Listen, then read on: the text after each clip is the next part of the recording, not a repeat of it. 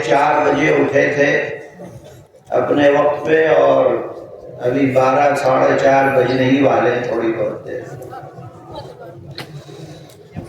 اس لیے بہت زیادہ کچھ کہنے سے آپ حضرات سے معذرت، انشاءاللہ زندگی رہی، ملاقات ہوئی کبھی تو پھر بیان کریں گے۔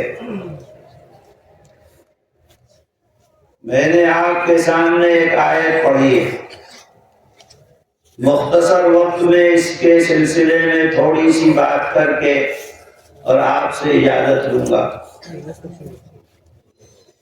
اللہ تعالیٰ قرآن میں جگہ جگہ اپنے بندوں سے فرماتا ہے کہ تقوی اختیار کرو، تقوی والی زندگی گزارو، تقوی کے ساتھ دنیا میں رہو۔ جو لوگ تقوی اختیار کرتے ہیں، تقوی کے ساتھ زندگی گزارتے ہیں، وہ لوگ اللہ تعالیٰ کو بہت پسند ہیں۔ اللہ تعالیٰ اپنے بندوں سے یہی چاہتا ہے کہ اس کے بندے دنیا میں اپنی زندگی تقوی والی زندگی گزار کر جائیں۔ تقوی ہے کیا؟ کون سی زندگی ہے جس کو تقوی والی زندگی کہا جائے گا؟ قرآن میں جگہ جگہ اللہ تعالیٰ نے تقوی کے بہت ساری صفات بیان کی ہیں کہ متقیوں کی یہ صفات ہیں، یہ صفات ہیں، یہ صفات ہیں۔ اس آیت میں بھی اللہ تعالیٰ تفصیل کے ساتھ بتلا رہا ہے قرآن میں کہ دیکھو، جو لوگ دنیا میں اس طریقے سے اپنی زندگی کو گزارتے ہیں وہ اہل تقوی ہیں۔ کون ہیں وہ لوگ؟ کون کون سے کام کرنے ہوں گے؟ کیا کام کرنے والوں کو کہا جائے گا کہ یہ اہل تقوی ہیں؟ وَلَكِنَّ الْبِرَّ مَنْ آمَنَ بِاللَّهِ وَالْيَوْمِ الْآخِرِ، نیکی، ایمان، تقوی، سچی زندگی، سچا آدمی، صدیق کون ہے؟ اس آیت کے اندر فرما رہے ہیں ان کی صفات کو، من آمن باللہ والیوم الآخر، جو اللہ پر ایمان لائے،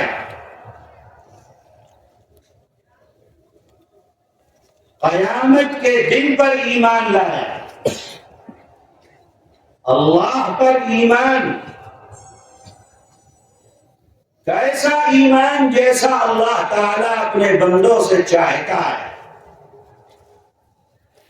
ایسا ایمان کہ پھر اللہ کے علاوہ اس کے بندے کے دل دماغ میں اللہ کے علاوہ کوئی دوسرا انسان، کوئی دوسرا پیغمبر، دنیا کی کوئی بڑی سے بڑی شے پھر اللہ کے علاوہ اس کے دل و دماغ میں نہیں آتا۔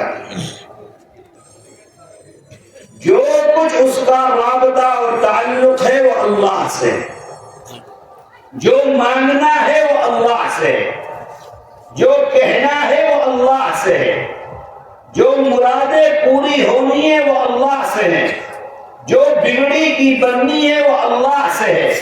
جو کچھ دنیا کے اندر صبح سے شام، شام سے صبح جو زندگی انسان کی گزر رہی ہے، وہ انسان کی زندگی اگر اللہ سے تعلق کے ساتھ، ایسا تعلق جس میں کوئی دوسرا نہیں ہے، تو وہ اللہ پر ایمان ہے، نہیں تو اللہ پر ایمان نہیں۔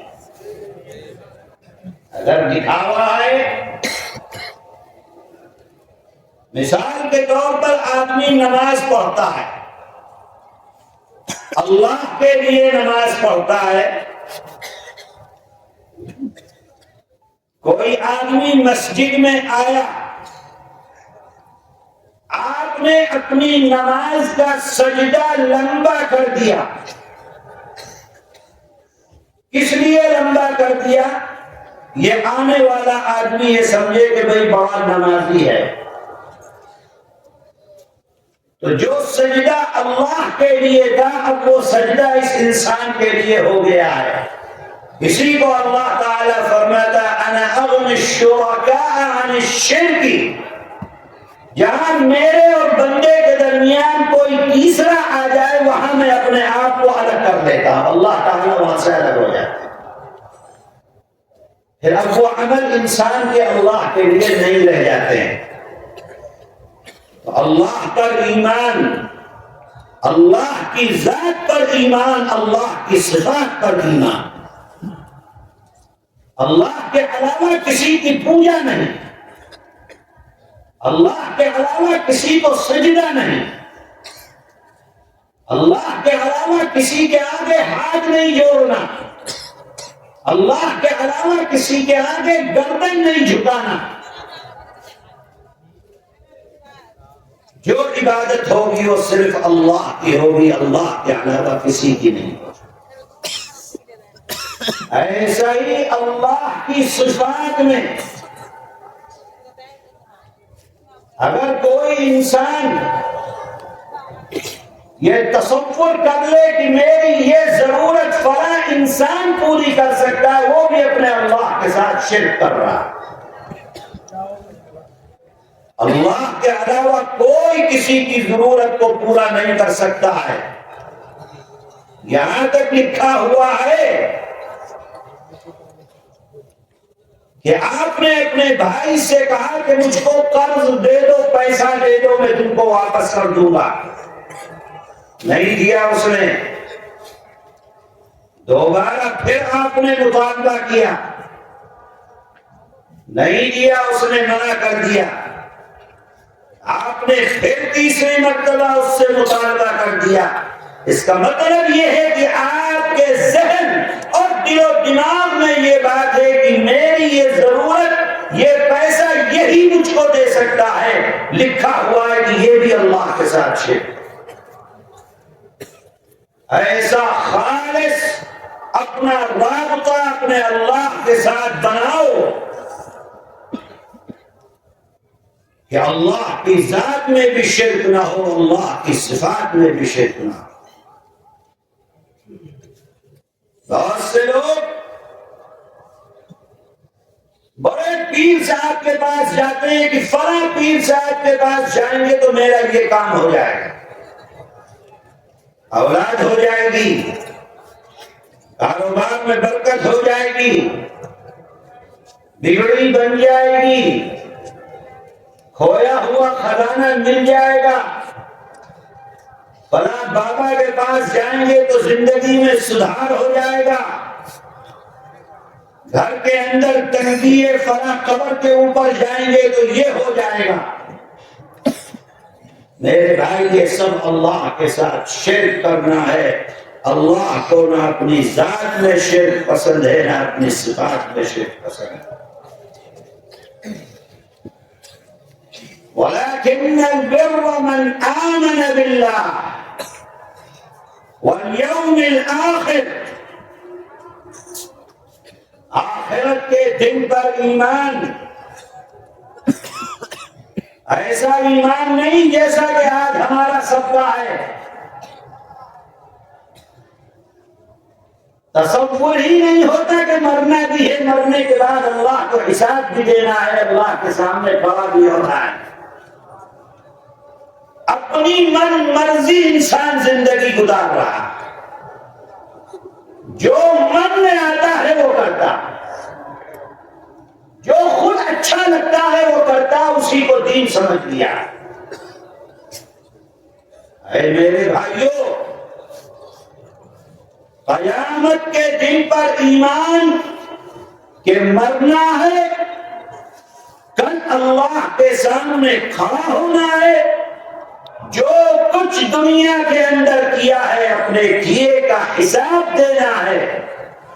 ایک ایک کام کا، زندگی کے ایک ایک سیکنڈ کا، ایک ایک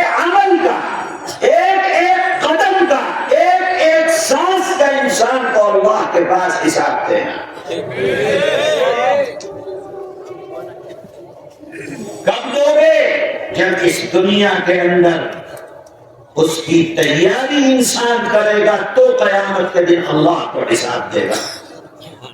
یہاں تو بھولا بیٹھا ہوا ہے انسان کہ قیامت بھی آنی ہے, اللہ کے پاس جانا بھی ہے, حساب و کتاب بھی ہونا ہے. ایسی زندگی گزر رہی ہے لگتا ہے کہ اللہ تعالی حساب ہی نہیں دے. آمن باللہ والیوم الآخر والملائکۃ والکتاب والنبیین. اللہ کے نبیوں پر, اللہ کے فرشتوں پر, ایمان کے فرشتے اللہ تعالیٰ کی ایسی مخلوق ہے جس کو اللہ نے نور سے پیدا کیا, جس میں گناہ کی صلاحیت نہیں ہے. ہر وقت اللہ کی عبادت کے اندر وہ لگے رہتے ہیں. اللہ کی کتابوں پر, قرآن ہے, قرآن سے پہلے جو کتابیں ہیں ان کتابوں پر ایمان, توریت ہے, انجیل ہے, زبور ہے, اللہ کی طرف سے نازل کردہ صحیفے ہیں, ان تمام پر ایمان لے کر آنا.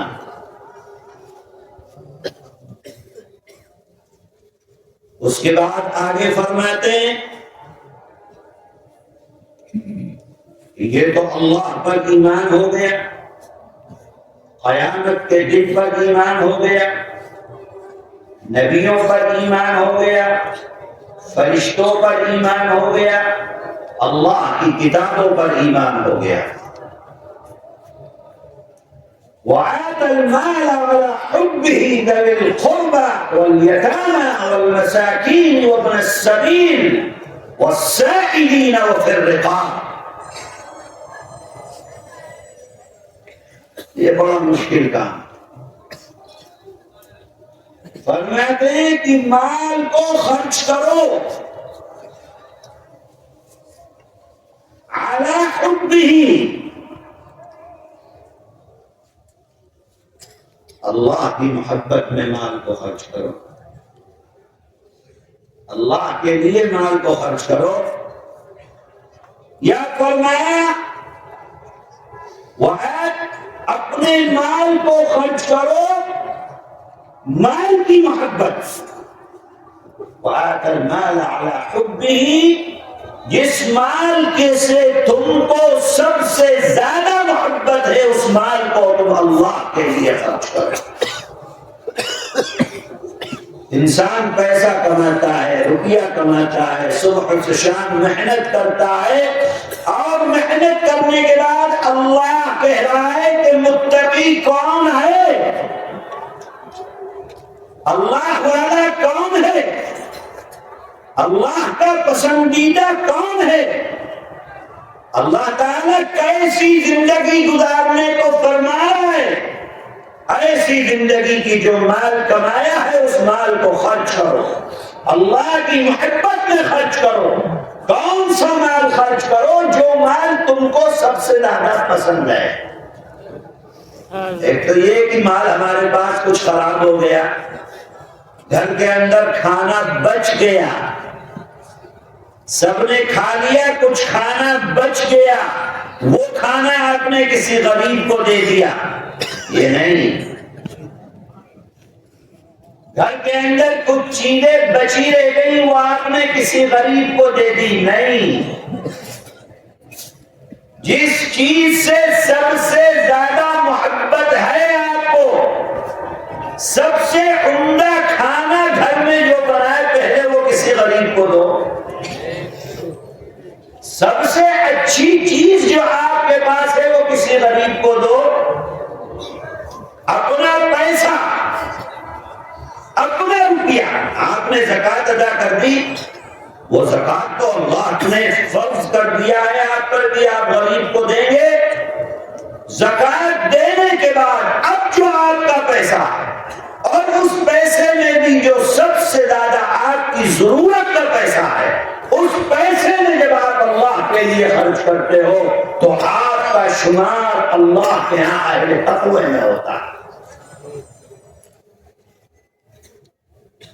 مدرسہ ہے، مدرسہ چل رہا ہے، بچے قرآن پڑھ رہے ہیں، قرآن سیکھ رہے ہیں۔ ابھی آپ نے دیکھا کہ کچھ طلبا کے سر پر پگڑی باندھی گئی، کیوں؟ اس لیے کہ انہوں نے اللہ کی کتاب قرآن کو اپنے سینے کے اندر محفوظ کیا، حافظ قرآن بنے۔ حافظ قرآن کا درجہ دنیا و ما فیہا میں سب سے بڑا درجہ ہے، اس سے بڑا کسی کا درجہ نہیں ہے۔ اللہ کی کتاب سب سے بلند و بالا، اللہ کی کتاب سب سے باعزت، اللہ تعالی خود سب سے بلند و بالا ہیں، عزتوں والے ہیں، عظمت والے ہیں، بلندی اور رفعت والے ہیں۔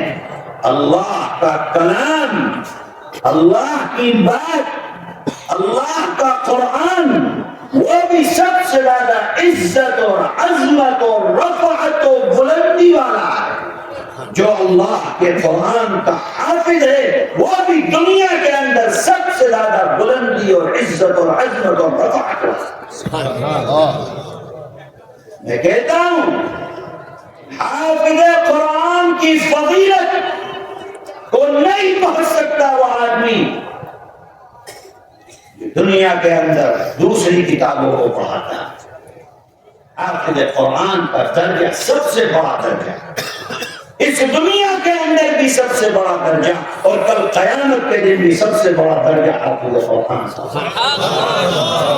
آج تو ہمارا ایمان ختم ہو گیا، کون کہتا ہے کہ ہمارے ایمان والے باقی رہ گئے؟